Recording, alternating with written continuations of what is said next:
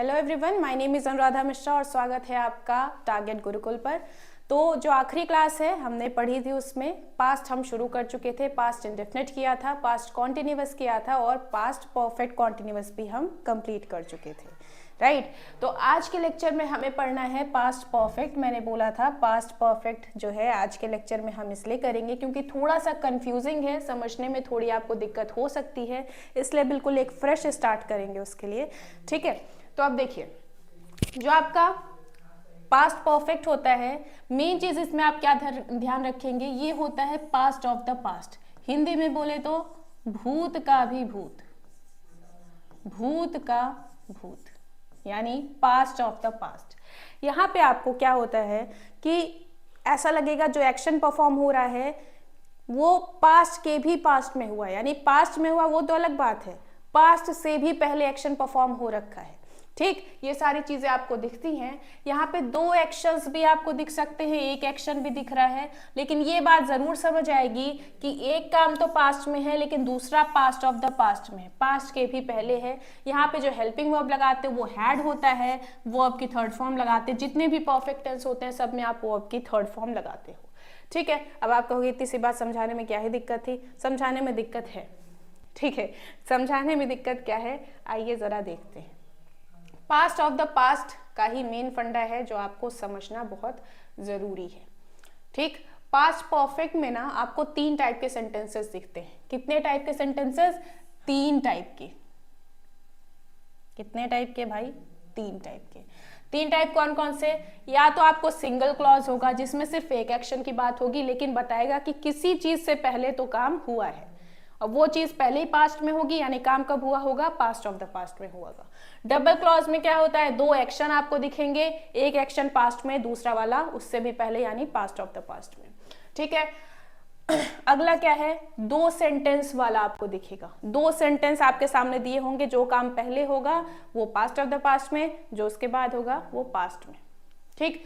अब देखिए, single clause वाला जो सेंटेंस होता है उसमें आपको 2 तरह के सेंटेंस दिख सकते हैं। या तो ऑलरेडी या बिफोर लगा होगा जिसका हिंदी में मीनिंग होता है पहले ही, या फिर टिल या बाई लगा होगा जिसका हिंदी में मतलब होता है तक, ठीक। अब एग्जाम्पल से समझिएगा, मैं बोलूं कि Ramesh had already taken his breakfast. Ramesh ने अपना नाश्ता पहले ही कर लिया था, ठीक है। अगर मैं बोलूं रमेश ने नाश्ता कर लिया था, पास्ट इंडेफिनिट, ठीक। रमेश ने नाश्ता कर लिया था, पास्ट इंडेफिनिट है। रमेश टूक हिज ब्रेकफास्ट, बात खत्म। लेकिन अगर मैं बोलूं पहले ही कर लिया था, मतलब किसके पहले? पहले ही मतलब पास्ट से भी पहले कर लिया, ठीक है। रमेश ने अपना नाश्ता पहले ही कर लिया, यानी पहले यानी पास्ट, और उससे भी पहले किया है यानी पास्ट ऑफ द पास्ट। तो हम यहाँ क्या लिखते हैं? रमेश के साथ लिखते हैं हैड, हैड के साथ फिर आपने ऑलरेडी लगा दिया पहले के लिए, और फिर टेकन हिज ब्रेकफास्ट। अब इसको यूज करने का भी तरीका होता है। ऑलरेडी या तो आप मेन वर्ब के जस्ट पहले लगाओगे, जैसे इसमें आपको दिख रहा है टेकन के पहले ऑलरेडी लगाया है, ठीक। ऑलरेडी का दूसरा तरीका क्या है? आप बिल्कुल लास्ट में भी लगा सकते हो। जैसे मैं बोलूं Ramesh had taken his breakfast already, ठीक। ऑलरेडी को यूज करने के 2 तरीके हैं, प्लीज नोट डाउन करिएगा। या तो आप वर्ब के जस्ट पहले लिखते हो या फिर सेंटेंस के लास्ट में लिखते हो, ठीक। फिर दूसरा आता है बिफोर, उसका मतलब भी सेम वही है, पहले ही, और बिफोर को हमेशा सेंटेंस के आखिरी में ही हम लिखते हैं, इसको वर्ब के पहले कभी मत लिखिएगा।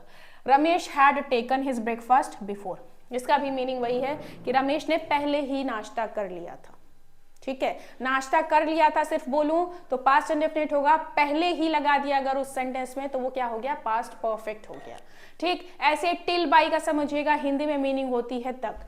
मैं कह रही हूं कि Shyam had come home till evening, Shyam शाम तक घर आ गया था, शाम तक घर आ गया था। मैं बोलूं श्याम घर आ गया था, पास्ट इंडेफिनिट, लेकिन बोलूं शाम तक यानी शाम से पहले आ गया, तभी तो मैं कह रही हूं कि जो श्याम है वो शाम तक घर आ गया था, ठीक है। तो ये क्या हो जाएगा? Shyam had come home till evening, या फिर Shyam had come home by evening. Till और बाय दोनों सेम चीजें हैं, तक मीनिंग होती है और आपको ये टाइम से जस्ट पहले लगाना होता है, ठीक। अगर मैं कह रही हूँ श्याम शाम तक घर आ गया था, यानी शाम से पहले आ गया था, ये चीज क्लियर रहेगी, ठीक है। अब दूसरा टाइप आता है आपका डबल क्लॉज वाला। डबल क्लॉज में क्या होता है, दो क्लॉजेस होंगी, दो एक्शन आपको दिखेंगे जिसमें समझ आएगा कि एक एक्शन पहले हो रहा है, दूसरा उससे भी पहले हो रहा है।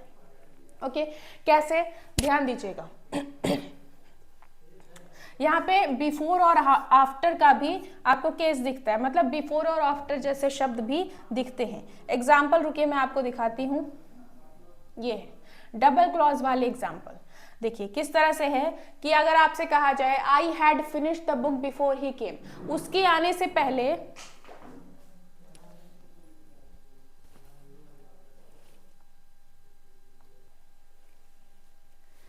जैसे पहला एग्जाम्पल है I had finished the book before he came, उसके आने से पहले मैंने किताब खत्म कर ली थी। वो आया कब, पास्ट में। ही केम लिखा हुआ है, पास्ट इंडेफिनिट होता है, ठीक है। आया कब, पास्ट में। मैंने बुक कब खत्म की, उसके आने से भी पहले, यानी पास्ट ऑफ द पास्ट में, ठीक है। ध्यान दीजिएगा क्या है, I had finished the book before he came, उसके आने से पहले मैंने किताब खत्म कर ली थी, यानी कि वो आया पास्ट में, मैंने किताब खत्म की उसके भी पहले, ठीक है।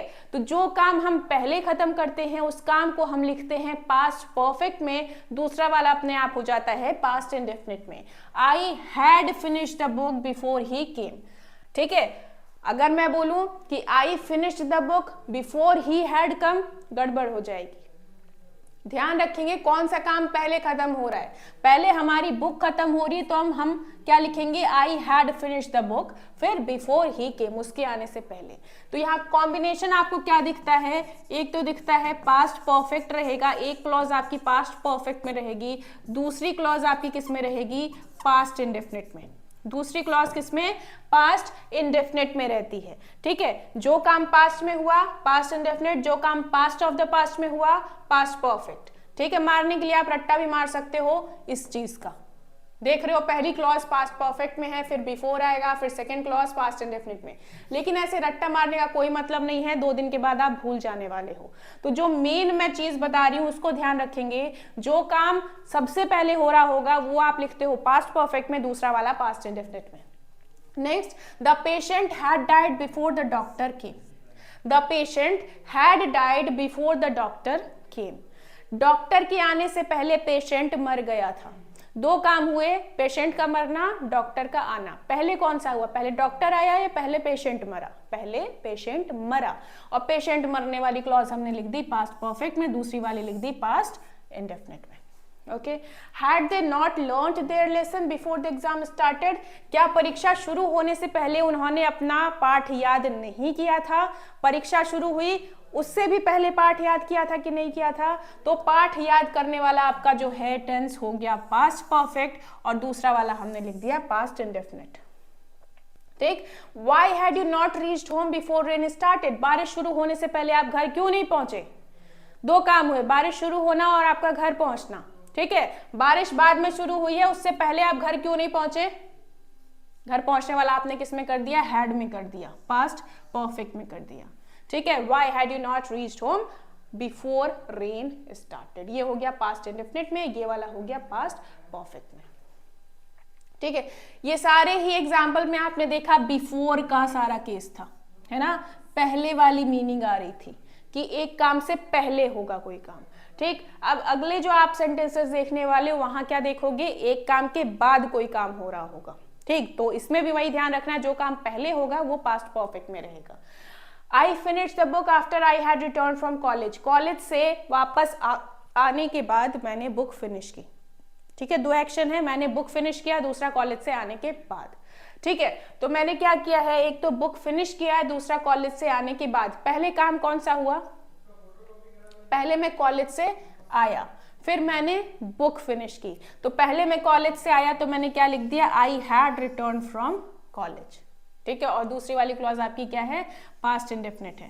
कोई फर्क नहीं पड़ेगा अगर आप इनका पोजीशन चेंज कर दो। आप ये भी बोल सकते हो after I had return from college I finish the book, ऐसे भी बोल सकते हो। लेकिन यही बिफोर आफ्टर आप ध्यान रखोगे किसके साथ लगा रहे हो, ठीक है। After I had return from college I finish the book भी लिख सकते हो, I finish the book after I had return from college भी ठीक है। ऐसे ही the doctor came after the patient had died, patient के मरने के बाद डॉक्टर आया, दो काम, डॉक्टर का आना, दूसरा पेशेंट का मरना। पहले कौन सा हुआ? पहले पेशेंट मरा।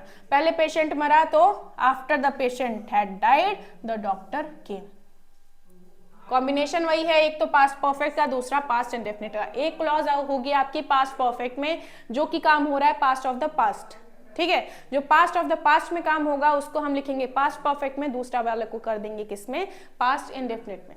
Exam started after they had learned there lesson.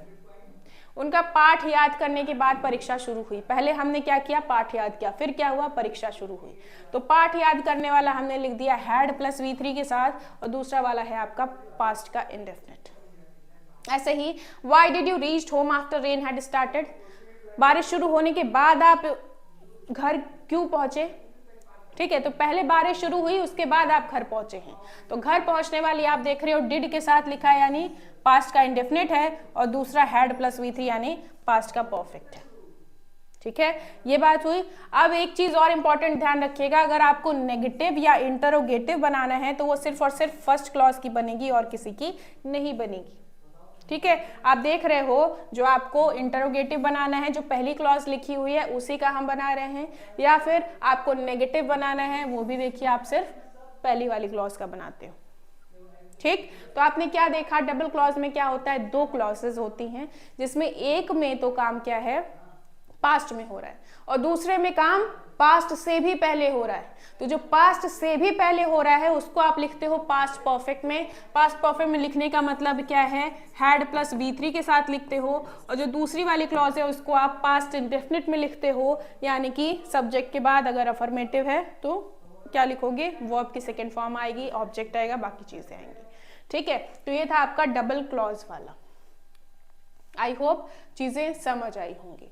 ठीक, डबल क्लॉज में आपने क्या जाना कि दो क्लॉजेज होंगी जो कि क्या दिखाती हैं? दो एक्शंस को दिखाती हैं, जिसमें कि एक जो है वो दूसरे से पहले होगा, और इसमें आफ्टर और बिफोर का यूज दिखता है। ठीक, तीसरा टाइप आपका आता है दो सेंटेंस वाला। तो दो इंडिपेंडेंट सेंटेंस आपको दिखते हैं, वहां भी दो सेंटेंस में दो एक्शन दिखेंगे। बस अकॉर्डिंगली आपको देख लेना है कौन सा काम पहले हो रहा है। जो काम पहले होगा उसको पास्ट परफेक्ट में लिखेंगे, दूसरे वाले को पास्ट इंडेफिनिट में लिख देंगे, काम खत्म।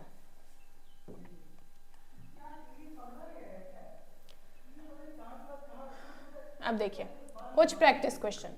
पहला क्या कहता है? I see him before he stopped his car. उसके कार रोकने से पहले मैंने उसे देख लिया था। कार उसने बाद में रोकी, पहले मैंने देखा, तो पहले मैंने जो देखा है वो आ जाएगा आपका पास्ट परफेक्ट में। तो आई के बाद क्या आएगा? हैड आएगा, और फिर सीन आएगा। I had seen him before he stopped his car. Next देखते हैं, before he understood anything the robber. अब इनमें से यहाँ आपको क्या भरना चाहिए? फ्लड। इससे पहले कि वो समझ पाता कुछ, रॉबर जो है वो भाग लिया। जो चोर था, जो लुटेरा था, वो भाग गया। ठीक है, तो वो समझा बाद में, लेकिन लुटेरा पहले भाग गया। तो लुटेरा पहले भागा है तो हम क्या करेंगे? हैड कर देंगे। The robber had fled.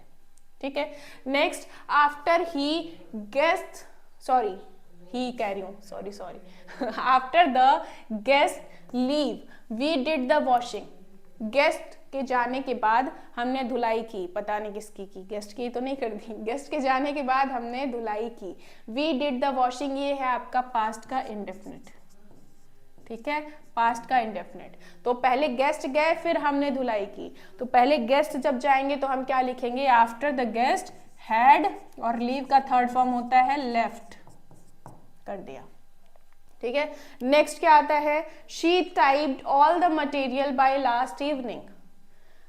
Bye last evening, by मतलब क्या होता है? तक, है ना? पिछली शाम तक उसने सारा मटेरियल टाइप कर लिया था। तो शाम हुआ पास्ट, पिछली शाम क्या है? पास्ट, और शाम तक यानी शाम से पहले कर लिया था, यानी पास्ट ऑफ द पास्ट में कर लिया था। तो क्या करेंगे? She had typed. ठीक, नेक्स्ट क्या है? We finish shopping before it started raining. बारिश शुरू होने से पहले हमने शॉपिंग खत्म कर ली थी। बारिश कब शुरू हुई? पास्ट में। शॉपिंग कब खत्म की? बारिश से भी पहले, यानी पास्ट ऑफ द पास्ट में। सो वी हैड वर्ब की थर्ड फॉर्म फिनिश्ड। ठीक, next, the house belong to him since his birth. उसके जन्म से जो घर है वो उससे संबंध रखता है, उससे बिलोंग करता है। तो उसका जन्म हुआ कब? पास्ट में। बिलोंग कब से करता है? उससे भी पहले। तो द हाउस हैड बिलोंग्ड। ठीक, अब क्या है? She was not present because she leave office when her boss called her. वो प्रेजेंट नहीं थी क्योंकि उसने ऑफिस छोड़ दिया था जब उसके बॉस ने कॉल किया। ठीक है, उसके बॉस ने कब कॉल किया? पास्ट में। ठीक है, वो प्रेजेंट नहीं थी कब? पास्ट में। और ऑफिस कब छोड़ा? पास्ट ऑफ द पास्ट में।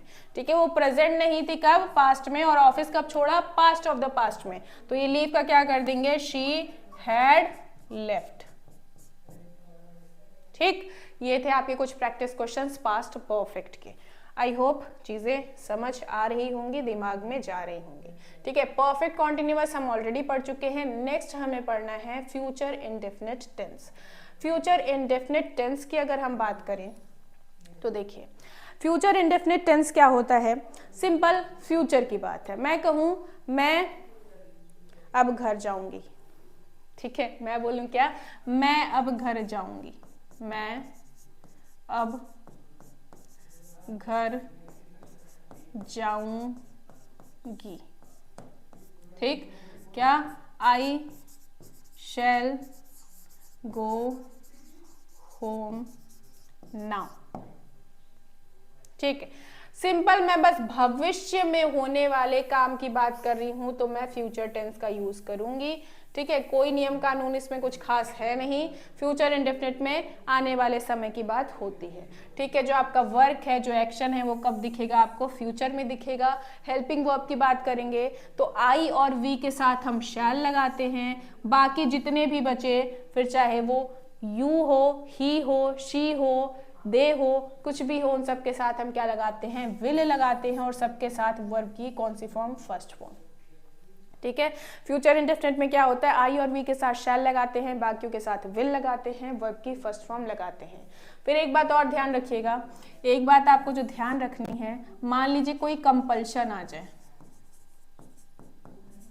ठीक है, कंपल्शन आ जाए तो अब आप क्या करोगे? आई और वी के साथ विल लगाओगे और बाकी जितने बचे उनके साथ क्या लगाओगे? शैल लगाओगे। जैसे कभी आपने कॉन्स्टिट्यूशन, पॉलिटी कुछ चीजें पढ़ी होंगी, वहां पे आपको सारे सब्जेक्ट्स के साथ शैल लगा हुआ दिखेगा। ठीक है, शैल लगा हुआ क्यों दिखेगा? क्योंकि भैया जो कॉन्स्टिट्यूशन है हल्की चीज नहीं है, उसका कंपल्शन है, उसकी बातें हमें माननी होती हैं। तो वहां पे आपको शैल का यूज ज्यादा दिखता है विल की तुलना में। ठीक है, अच्छा इतना हुआ। अब अगली बात, जैसे मान लो इसी का एग्जाम्पल हम समझते हैं। मैं बोलूं कि मैं आपको इंग्लिश पढ़ाऊंगी। ठीक है, पढ़ाऊंगी, मैंने इतना बोला तो मैं क्या बोलूंगी? आई शैल टीच यू इंग्लिश। ठीक है, मैं क्या कह रही हूँ? आई शैल टीच यू इंग्लिश। लेकिन अगर मैं बोलूं मैं आपको इंग्लिश जरूर पढ़ाऊंगी, जैसे मैं बोलूंगी जरूर पढ़ाऊंगी, तो ये शैल हटा के हमें अब क्या करना पड़ेगा? I will teach you English. ठीक है ना, I will teach you English. तो जैसे मैंने जरूर किया तो बस ये तुरंत आपका क्या हुआ? इंटरचेंज हो गया। आई वी के साथ जो शैल लगता था वो अब हम विल लगा देंगे, बाकियों के साथ जो विल लगता था वहां हम शैल कर देते हैं।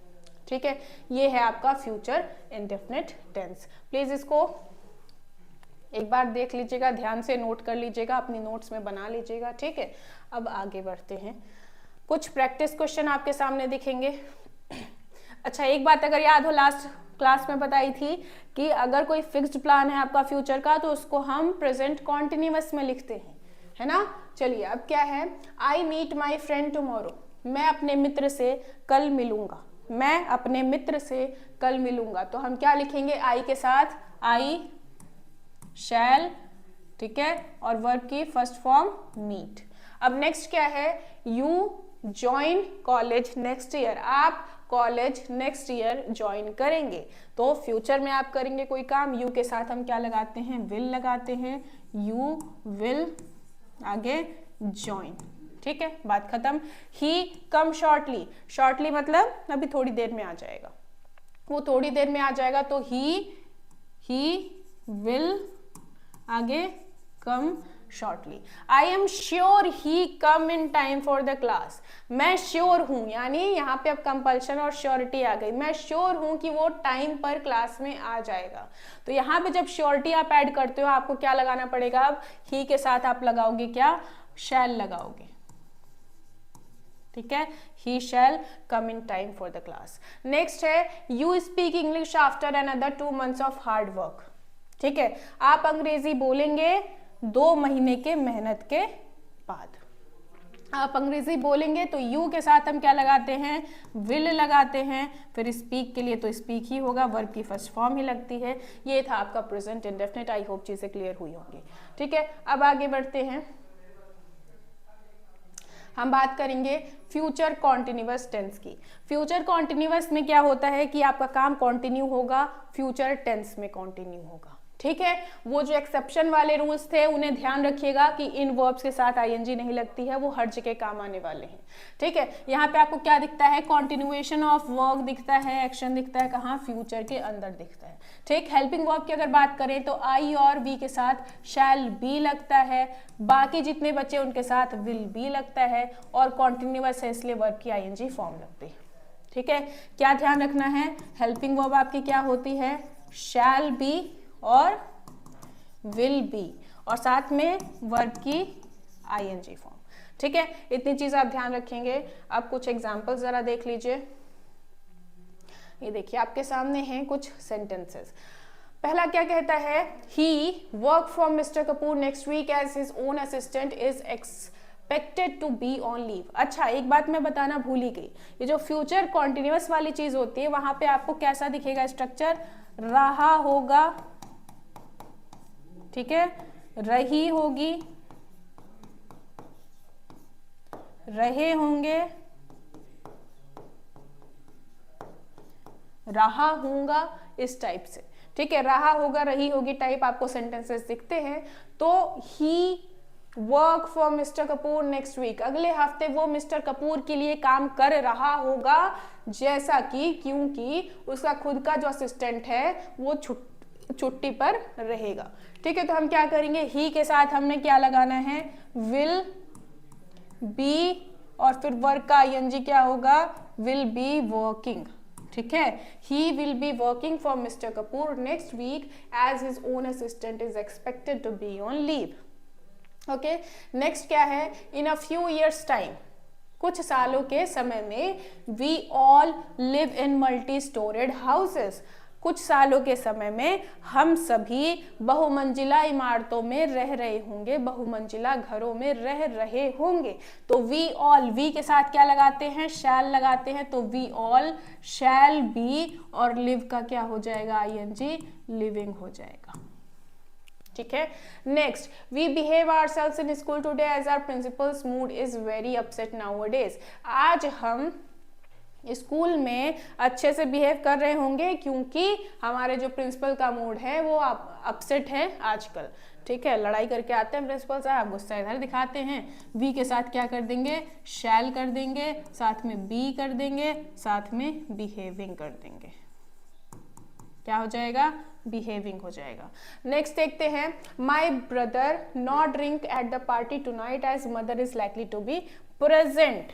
मेरा जो भाई है आज पार्टी में पिएगा नहीं क्योंकि माता जी प्रेजेंट रहने वाली हैं। तो अब माता जी प्रेजेंट रहेंगी तो भैया अब यहाँ पे क्या है, थोड़ी कंपल्शन है कि अब तो आज पी नहीं सकता, और पी नहीं सकता तो हम क्या करेंगे, माई ब्रदर, विल होना चाहिए नॉर्मली, देन कंपल्शन है इसलिए क्या होगा, शैल, और नॉट लगाना है तो ध्यान रखेंगे, shall not be drinking, shall not be drinking, ठीक है, ये हो गया। नेक्स्ट क्या है, ही surely smoke if you visit his room now.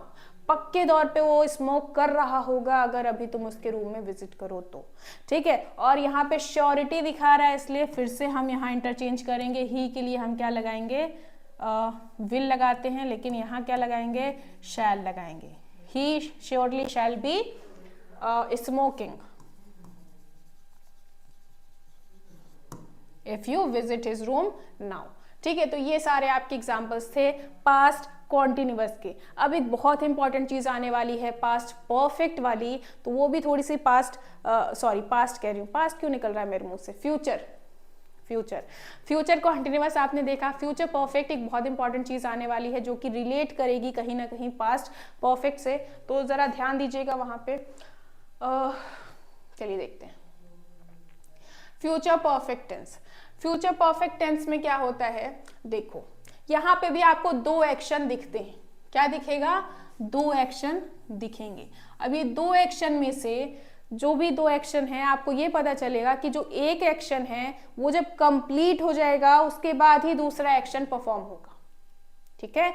एक एक्शन कंप्लीट होने के बाद ही दूसरा एक्शन परफॉर्म होगा, ये बात आप ध्यान रखेंगे।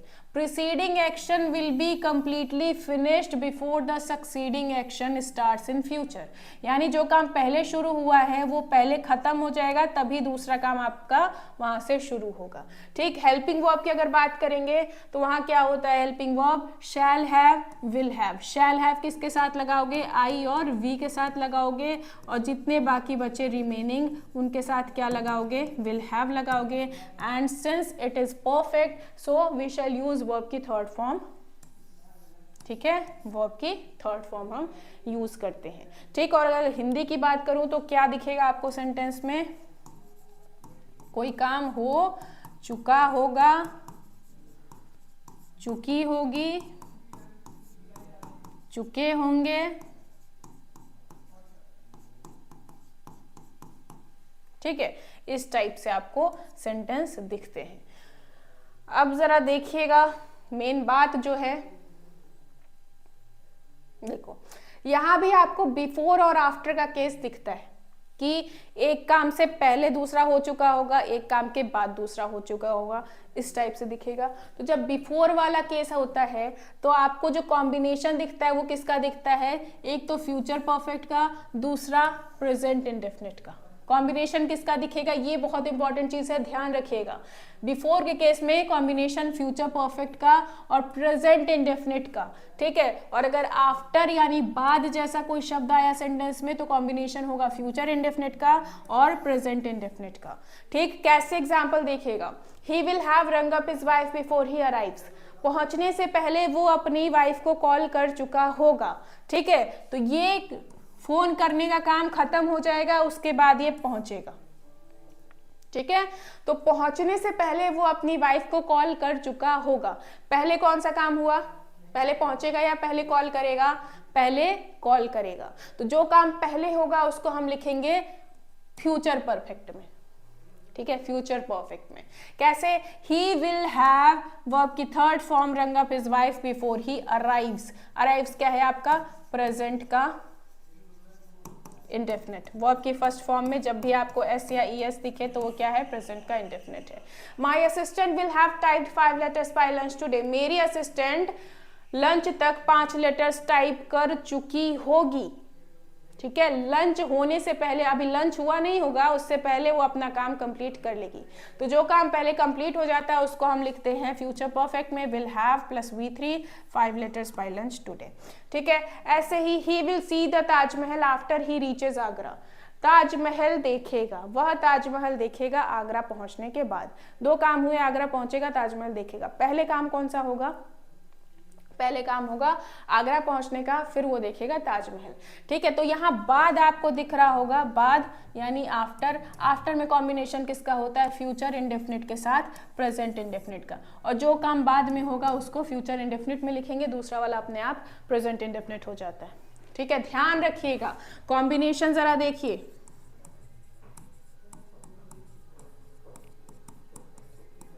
कॉम्बिनेशन किसका है। मान लो कि आपको सेंटेंस में बिफोर का मीनिंग दिख रहा है कि एक काम से पहले दूसरा काम हो रहा है। बिफोर के मीनिंग में जो काम बिफोर होगा उसको हम लिखेंगे फ्यूचर परफेक्ट में, और दूसरा वाला किस में होगा, प्रेजेंट इंडेफिनिट में। ठीक है, और जब आफ्टर का केस होता है तो जो काम आफ्टर यानी बाद में हो रहा होगा उसको हम लिखेंगे किस में, फ्यूचर इंडेफिनिट में, और जो दूसरा वाला होगा उसको किस में लिखेंगे, प्रेजेंट इंडेफिनिट में। इससे सरल मुझे नहीं लगता मैं या कोई और आपको बता पाएगा। ठीक है, कॉम्बिनेशन ध्यान रखेंगे, अगर बिफोर दिख रहा है आपको सेंटेंस में तो फ्यूचर परफेक्ट जो काम बिफोर होगा यानी जो काम सबसे पहले होगा उसको फ्यूचर परफेक्ट में लिखेंगे, आफ्टर दिख रहा है तो जो काम बाद में होगा उसको फ्यूचर इंडेफिनिट में लिखते हैं। देखो कैसे, सॉरी, लिखा है he will see the Taj Mahal after he reaches Agra. ठीक है, आगरा पहुंचकर वह ताजमहल देखेगा। जो काम बाद में हुआ है यानी ताजमहल देखने का उसको हमने लिखा है फ्यूचर इंडेफिनिट में, दूसरा वाला अपने आप क्या है, फ्यूचर प्रेजेंट इंडेफिनिट। और ध्यान रखेंगे कभी भी आपको फ्यूचर इंडेफिनिट दोनों ही क्लॉज में नहीं दिखेगा। ठीक है, हमेशा ध्यान रखिएगा फ्यूचर इंडेफिनिट कभी भी आपको, कभी ऐसा नहीं होगा he will see the Taj Mahal after he will reach Agra, कभी नहीं होगा, ये सेंटेंस आपका गलत हो जाता है ग्रामेटिकली। ठीक है, तो मेन चीज है ये कॉम्बिनेशन आप ध्यान रखिएगा, अगर ये आपने ध्यान रख लिया तो फिर फ्यूचर परफेक्ट में कुछ नहीं है। एक स्क्रीनशॉट आप ले सकते हैं या नोट डाउन करना है नोट डाउन कर लीजिए रोक के, मैं आगे बढ़ रही हूँ।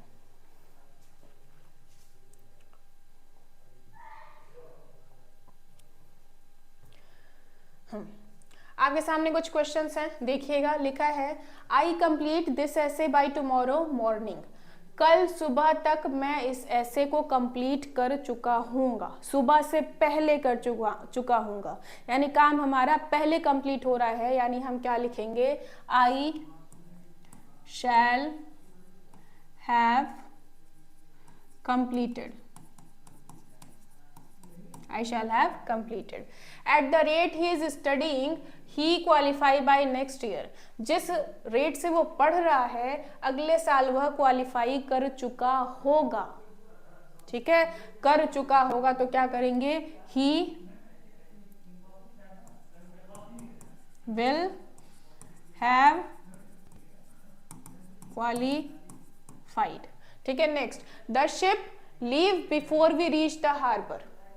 ठीक है, हमारे हार्बर पहुंचने से पहले शिप जा चुका था। पहले कौन सा काम हुआ, शिप के जाने का पहले हो रहा है तो पहले जो काम होगा वो हम लिखते हैं फ्यूचर परफेक्ट में। सो द शिप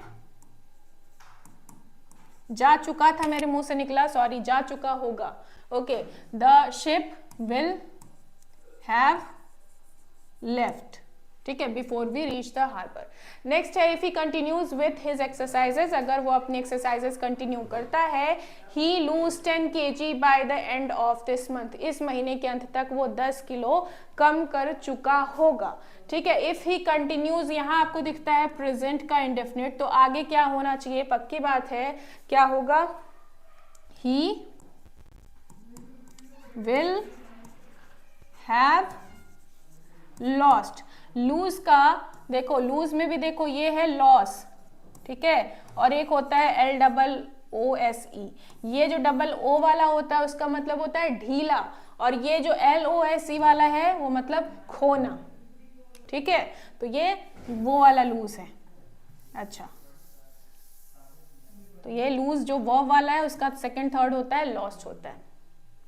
अच्छा, नेक्स्ट है she know me for 5 years next month, अगले महीने वह मुझे 5 साल से जान चुकी होगी।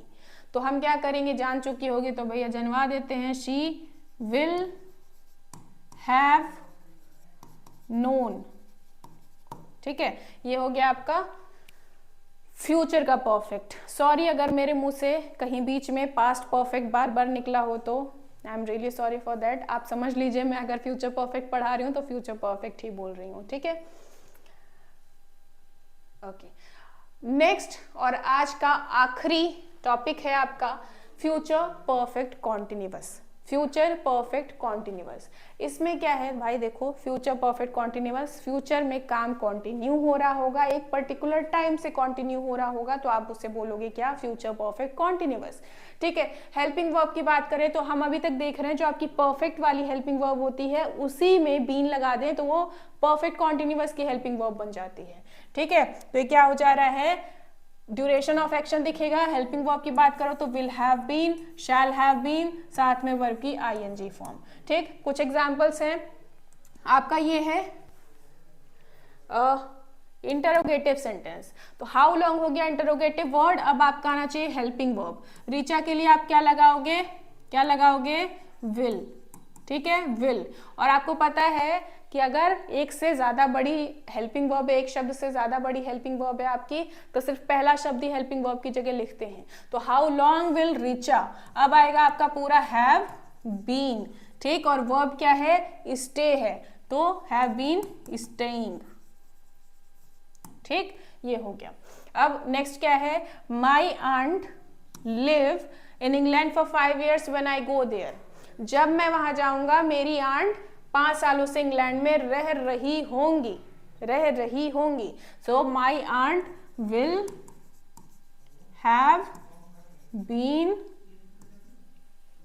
सॉरी लिविंग है, मैं फिर से स्टेइंग लिखने वाली थी, लिविंग इन इंग्लैंड। ठीक है, नेक्स्ट क्या है, she sleep for 2 hours when they reach there. जब वो वहां पहुंचेंगे तो वो 2 घंटे से सो रही होगी, 2 घंटे से काम कंटिन्यू हो रहा होगा। तो क्या लिखेंगे, she will have been sleeping. ठीक है, और टाइम आप देख रहे हो। ठीक, यहाँ 2 घंटे से सो रही है, ये 5 साल से इंग्लैंड में रह रही हैं, और रीचा तो भाई कितने समय से रह रही है। ठीक है, नेक्स्ट क्या हो गया, she work as a principal of that school for 5 years next month. अगले महीने वो इस स्कूल की प्रिंसिपल के तौर पे 5 साल पूरे कर लेगी, या 5 साल स्कूल की प्रिंसिपल रह चुकी होगी। ठीक है, 5 साल स्कूल की प्रिंसिपल की तरह काम कर चुकी होगी। She will have been working. ठीक है, क्या हो जाएगा, वर्किंग हो जाएगा। शी नो, अब यहाँ पे नो का नो ही मत कर देना, याद रखो वो एक्सेप्शन वाला रूल। क्या हो जाएगा, शी है, सॉरी हैड कहने जा, शी विल हैव, फिर थर्ड फॉर्म नोन। ठीक है, known me for 10 years by next month. ठीक है, अगले महीने तक वो मुझे 10 सालों से जान रही होगी या जानती होगी। तो ये है आपका पूरा future perfect continuous. I hope ये समझ आया होगा। इसी के साथ आपका टेंस होता है खत्म। ठीक, अब कुछ चीजें आपको ध्यान रखनी है। सबसे पहला तो जो भी मैं आपको पढ़ा रही हूँ सबकी नोट्स आप खुद बनाएंगे, सिर्फ मेरी इस PDF नोट्स पे आप रिलाई नहीं करेंगे, क्योंकि अपनी नोट्स जो हैं वो अपनी ही होती हैं और वो ज़्यादा अच्छे से समझ आती हैं। ठीक है, तो आपको अपनी नोट्स बनानी है, इन चीज़ों को डेली रिवाइज करना है। आपको लगता है कि ये सारी चीज़ें हम बचपन से पढ़ते आ रहे हैं, हमें याद है, हमें सब ठीक है, नहीं, डेली रिवाइज करना पड़ेगा। डेली रिवाइज नहीं करोगे तो कॉन्सेप्ट की क्लैरिटी कभी नहीं आने वाली है, मैं लिख के दे सकती हूँ। आगे जो भी आप शेड्यूल बनाते हो उसको आपको फॉलो करना है, डिमोटिवेटेड नहीं होना है, शांति से पढ़ना है। अब जो मैंने टेंस में पढ़ाया है उसके रिगार्डिंग एक बात सुनो। आप क्या करोगे, एक ऐसे टेबल बनाओगे। ठीक है, इस टाइप से टेबल बनानी है आपको।